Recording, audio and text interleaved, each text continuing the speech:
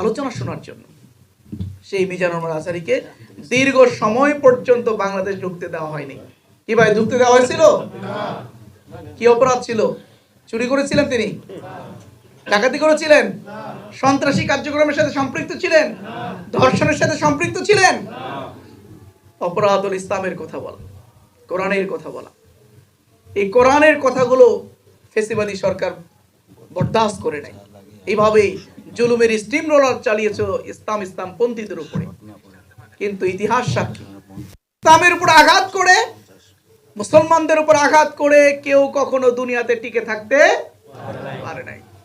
আব্রাহার কি শক্তি নিয়ে কাবাঘর ধ্বংস করতে এসেছিল, আর কি অপমান অপদস্থ হয়ে দুনিয়া থেকে বিদায় হয়েছিল জানা আছে না?